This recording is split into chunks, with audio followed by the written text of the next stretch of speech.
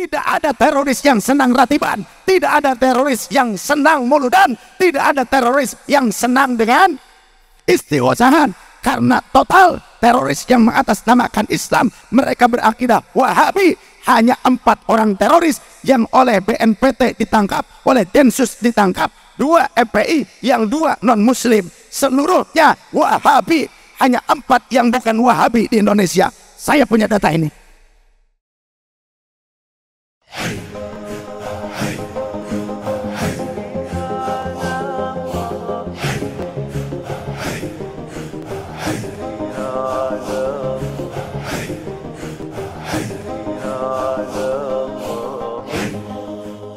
Walaula daf'allahi an-nasa ba'dahum bi ba'din lafasadatil ard wallahu wa rasuluhu a'lam bi murad wa makna.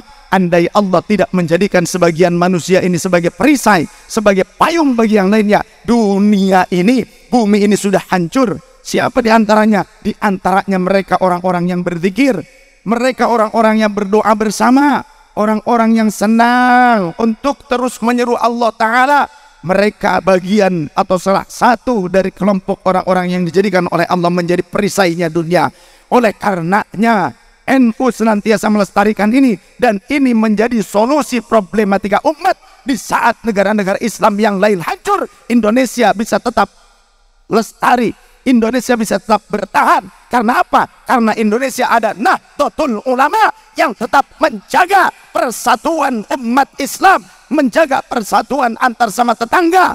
INU tetap melestarikan ratiban, muludan, baca rawi, tetap kemudian tahlilan, apalagi istighosahan. Dengan seperti itu, mohon maaf teman-teman dari rekan-rekan TNI, Polri dan juga pemerintah harus paham, Anda harus menjaga Nahdlatul Ulama. Karena apa? Nahdlatul Ulama telah berperan mempermudah tugas Anda yang ada di pemerintahan. Ketika Anda tidak mampu mengontrol lingkungan-lingkungan, contoh perumahan, desa-desa, dan lingkungan-lingkungan padat, ada NU yang mengontrol dan merawat persatuan bangsa dan negara, merawat persatuan umat, bahkan saling menjaga satu sama lain. Jangan sampai lingkungannya disusupi oleh teroris-teroris. Tidak ada teroris yang senang ratiban, tidak ada teroris yang senang muludan, tidak ada teroris yang senang dengan istighosahan. Karena total teroris yang mengatasnamakan Islam, mereka berakidah Wahabi. Hanya 4 orang teroris yang oleh BNPT ditangkap, oleh Densus ditangkap, 2 FPI, yang 2 non muslim, seluruhnya Wahabi. Hanya 4 yang bukan Wahabi di Indonesia. Saya punya data ini.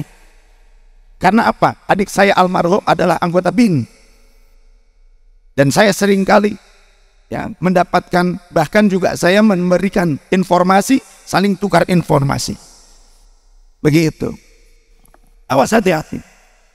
Jadi tidak ada teroris yang mengatasnamakan Islam, atau 99% teroris yang mengatasnamakan Islam akidahnya adalah Wahabi.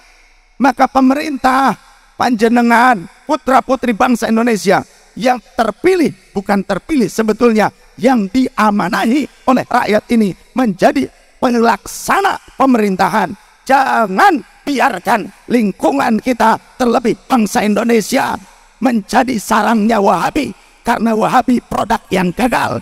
Juga selain itu ada lagi produk Khawarij seperti Hizbut Tahrir, yang tadinya juga bersama-sama membangun khilafah dengan apa? Ikhwanul Muslimin. Ikhwanul Muslimin di Mesir ke Indonesia ganti menjadi sebuah partai Islam.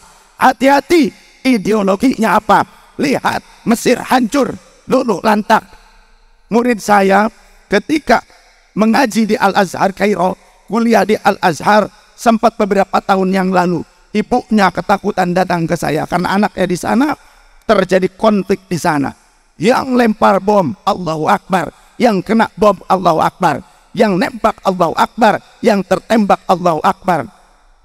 Hampir-hampir terjadi penculikan, pembunuhan, termasuk mahasiswa-mahasiswa Indonesia yang sedang kuliah di Al-Azhar. Datang ibunya ke saya, sudah doa, kita doa bareng-bareng. Mudah-mudahan Nung selamat, mudah-mudahan si Anu selamat, si Fulan selamat, seperti itu. Karena apa? Karena di sana tidak ada Nahdlatul Ulama, tapi karena ada Al-Azhar yang satu isme dengan Nahdlatul Ulama, maka Mesir bisa selamat. Tapi negara yang lainnya, Suriah, di sana terjadi pemberontakan, dimunculkan pemberontak-pemberontak oleh intelijen asing. Saya paham tentang masalah ini. Mungkin saya juga diincar. Saya menjadi pejuang, salah satu pejuang Nahdlatul Ulama, pejuang Pancasila, pejuang kebangsaan, pejuang nilai-nilai Ahlus Sunnah wal Jamaah. Bukan tidak ada resiko. Di Tangerang saya pernah akan dibunuh ketika ngaji. Kemudian di beberapa daerah, di Kalimantan, di Riau, tapi tak pernah surut, tak pernah urung. Di Bekasi juga, bahkan Gus Muwafiq oleh jamaah saya kemudian dievakuasi ke Semarang ke Habib Umar Mutahar. Saya di video call oleh Gus Muwafiq. Pada saat itu tim saya banyak menyusup ke kelompok mereka yang kemudian ada security suit-nya. Tidak ada waktu lagi, malam ini bunuh. Saya menjadi target pembunuhan. Kemudian juga Gus Muwafiq menjadi target pembunuhan. Gus Muwafiq saat itu kemudian dievakuasi oleh murid saya, oleh Pak Hartono dengan Mas Fauzan, ke Semarang ke Habib Umar Mutahar. Tapi saya kemudian mandi malam-malam. Ba'da isya saya mandi, kemudian saya sholat. Istri saya bingung, Kang, kenapa kok mandi kemudian sholat? Pati-pati paeh ke orang ges bersuci heula. Terus bagaimana? Kata Gus Muwafiq kan tadi video call, jangan Bim, sudah berikan saja kepada kiai setempat, ya, wakilkan saja kepada kiai setempat. Kita ini target pembunuhan karena screenshotnya sudah ada, sudah sampai kepada kami. Apa yang terjadi? Saya tetap berangkat. Pantang mundur buat saya. Tidak pernah ada dalam kamus saya sekali ya berangkat ke medan laga, medan jihad, ke medan dakwah. Tidak ada urung buat saya untuk langkah surut dari medan jihad saya.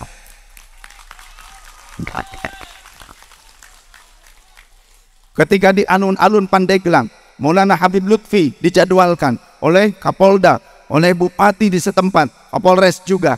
Ternyata sorenya, sehari sebelumnya saya diminta oleh Abah Lutfi ditelepon, padahal saya bukan orang yang harus tausiah, tidak diundang, tidak juga sebagai tamu undangan, tidak. Abah Lutfi nelpon, besok ya, besok Abah ke sana temenin ke Pandeglang. Kita ziarah dulu, ziarah ke Maulana Maghribi, kemudian sowan juga ke Abu Yamuh tadi. Dari situ pas di Abu Yamuh tadi, Kapolres memberikan info, sore tadi ditangkap seorang teroris, sudah bawa tas, sudah sekian hari dia terus memantau di lingkungan tersebut, sudah diamankan. Kemudian dari situ ke kantor Polres, di Aura Polres, karena di depan alun-alun Pandeglang, yang dimana alun-alun tersebut tempat ditusuknya Pak Wiranto oleh teroris pada saat itu.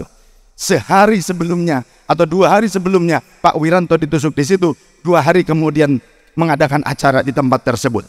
Lantas kemudian berkumpullah dengan para ulama di Banten. Ulama sebanten kumpul pada saat itu di aulanya, saya mah di belakang. Abah Lutfi tiba-tiba, saya izin pamit, sudah selesai kumpul-kumpul. Abah Lutfi bilang, saya izin pamit, saya harus pulang. Yang gantikan Said Alwi katanya. Bingung saya cuma ngikut guru saja. Tapi apa yang terjadi? Sudah lillahi ta'ala, saya sudah mendapatkan informasi di Kapolres bahwa teroris ada yang ditangkap. Beberapa hari sebelumnya Pak Wiranto ditusuk di situ, padahal menteri, ya.